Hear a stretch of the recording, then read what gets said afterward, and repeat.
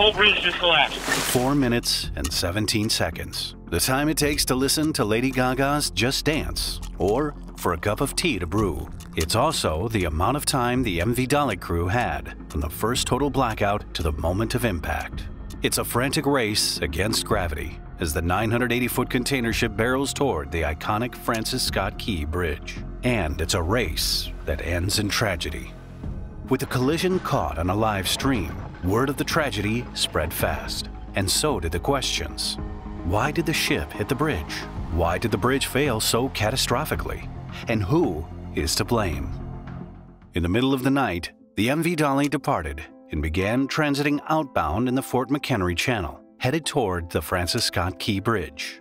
Less than an hour later, shockwaves moved through Baltimore. The disaster unfolded in under 5 minutes, while the crew and emergency agencies worked frantically to prevent the inevitable. At 1:24 and 32 seconds a.m., the lights first go out on Dolly. The ship is experiencing total power failure, and the propulsion is lost. Multiple alarms ring out. The Voyage Data Recorder, or VDR, often called a ship's black box, stops recording the systems but still captures audio. Onshore footage captures the lights coming back on for the first time. Verbal rudder commands are recorded. The crew is trying to steer the ship away from danger. 9 seconds later, dense black smoke billows out of the funnel. At 1:26, the VDR resumes recording of the ship's systems. Seconds later, the lights go out again. The pilot requests tugboat assistance. It's the first signal of distress. In turn, the Pilot Association's dispatcher contacts the Maryland Transportation Authority's duty officer to report Dolly's lack of steering. The ship is moving at about 8 knots, or 9 miles per hour, and there is no way to change its path. As desperation increases, the pilot commands that the port anchor be dropped. Additional steering commands were also issued, but we don't know what those were yet. 5 seconds later, the lights come on again. Then, just 15 seconds after that, the pilot sends a mayday signal. The vessel is in total blackout and approaching the bridge. It's the second sign of distress. Authorities dispatch units to close the bridge. I need one of you guys on the south side, one of you guys on the north side, hold all traffic on the Key Bridge. There's a ship approaching, has just lost their steering. With the last moving vehicle exiting seconds after 1:28 a.m. Less than a minute later, the Dolly strikes one of the bridge's piers. With the anchor dropped, it moves at about 7 knots, but the force of the impact brings the bridge down like a house of cards. The Transportation Authority reports the collapse. Dispatchers were aware of the threat roughly 1.5 minutes before the collision. They managed to warn patrol units to close the bridge to traffic, an action that likely prevented additional casualties. Sadly, 8 construction workers filling potholes were sent plummeting into the icy water about 50 feet below. They would be the first responders' highest priority. With the water in Patapsco at just 48 degrees Fahrenheit, it became a race against time. 2 workers were swiftly rescued, 1 transported to the hospital, and the second declined medical care. By the end of the day, 6 people were still unaccounted for. The biggest question was, why couldn't the Dolly be stopped? The MV Dolly was built by Hyundai Heavy Industries in South Korea in 2015. It was chartered by Maersk and carrying nearly 4,700 shipping containers at the time of the tragedy. On board the ship were its 21 crew members and 2 local pilots. In June 2023, it underwent an inspection, where a minor issue was found and corrected before departure. 3 months later, a U.S. inspection found no problems with the vessel. The initial analysis seems relatively clear-cut. The ship experienced a full blackout, which means that both the engine and electrical power were lost. The electrical power is for the controls and communication systems. The crew never regained engine power. The diesel backup generator kicked in, which was likely what caused the plume of black smoke, but it only restored electrical systems.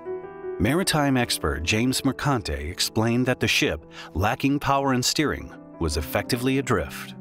Moving at 8 knots, stopping the vessel proved challenging due to its massive size and momentum. Even with anchors deployed, it would require the length of 5 or 6 football fields to halt completely. However, experts also said that the pilots did everything they could and followed the right steps. In fact, the early Mayday call saved lives. The crew has not been identified, but the 2 pilots were local to Baltimore. Foreign-flagged ships must have pilots aboard to guide them in and out of U.S. ports, since they have detailed knowledge of local shipping channels. Pilots are taken to or collected from the vessel by a smaller boat or helicopter while the ship is moving. Once on board, the pilots meet with the captain to advise how to guide the ship out of the harbor. They also give instructions to the crew, but the captain remains in charge and responsible for everything. The pilot doesn't actually steer at all. The first pilot on the Dolly had more than a decade of experience. The second pilot was an apprentice who had reportedly started training last month. Although the National Transportation Safety Board may take months to publish the final report on the cause of the disaster, the urgency of their involvement shows how important it is to find out why the vessel lost power. So, now we know why the Dolly could not stop, but why did the entire bridge fall like a house of cards? The iconic Francis Scott Key Bridge was built in March 1977 for $60 million and named after the poet of the American national anthem. It was praised as a marvel of engineering, with its main span being the 3rd longest of any continuous truss worldwide. A federal inspection in May 2022 gave the bridge a fair rating. Still, it noted concerns about a reinforced concrete column, which had its health index score downgraded. At this point, it's unknown if this was the column that was struck. A structural engineer told news stations that the bridge was up to standard. So, the likely reason for its collapse lies in the design. It was built as a continuous truss bridge without cable supports. The load is distributed to piers that extend beneath the water and into the foundations. Removing one of these piers alters the bridge's structure and doubles the distance to the next support pier. This made the bridge collapse under its own weight. There's also talk about whether hitting a different part of the bridge could have caused less damage. If the ship had hit the bridge's deck instead of the support pillar, the force of the impact might have spread out over a larger area, potentially preventing a complete collapse. But if the bridge was so vulnerable, shouldn't it have been protected in some way? Investigations into the eerily similar Sunshine Skyway Bridge disaster in 1980 found its crash wall, designed to protect the bridge, wasn't big enough to stop the ship. A larger crash wall could have absorbed the ship's impact and possibly redirected it, preventing severe damage. Since then, the focus has been on the design and size of bridge protections to prevent damage during collisions. But these findings came 4 years after the Francis Scott Key Bridge had been built. After that incident, codes changed, and all bridges built after 1991 were required to have increased protection. Therefore, it wasn't a requirement for the Francis Scott Key Bridge, even though the findings strongly recommended it. Another factor to consider is that in the 70s, container ships weren't the same size, so the bridge might not have been designed for such a strong impact. In the immediate aftermath of the collapse, the state of emergency was declared, and $60 million in emergency funds were allocated for debris removal and initial reconstruction efforts.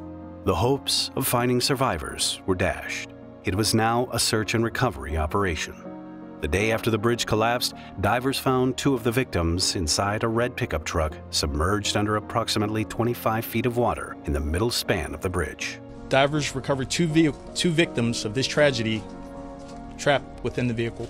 Preliminary reports said all 6 of the victims were not from the U.S.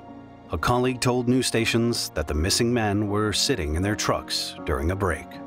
The underwater discovery came shortly before officials declared it was too hazardous to continue the dive efforts, and they had to turn to removing debris.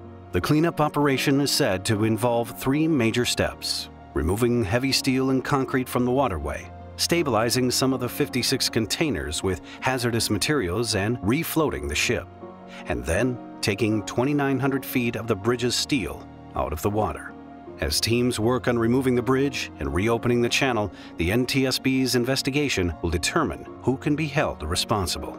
Safety experts have meanwhile highlighted that the employer of the 6 killed workers, Bronner Builders, did not provide a mandatory safety skiff.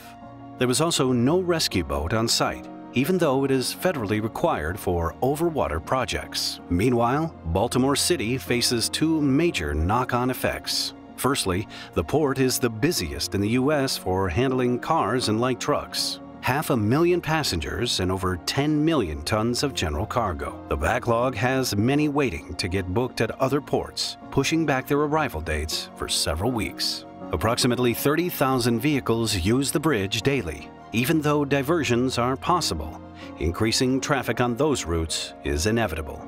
Plans for rebuilding the bridge and restoring port operations have been set in motion, but experts estimate they could take a year or more to complete. The devastating accident also highlights that many bridges in the U.S. still lack any form of impact protection. Close to 3% are, quote, fracture critical, meaning if one piece of the bridge support fails, the entire structure will collapse. Maryland is in the top 10 states with over 5%. So, one question remains. Nearly 50 years after the Sunshine Skyway tragedy, will this accident drive the federal government to require updated protections for older bridges? The city of Baltimore has vowed not to give up on finding the 4 workers' remains, even though it may take weeks. Much of my research is based on the thorough breakdown by What's Happening in Shipping. I've linked the video in the description. Watch this episode next if you found this video interesting. Please add a like and leave a comment if you want to support the channel.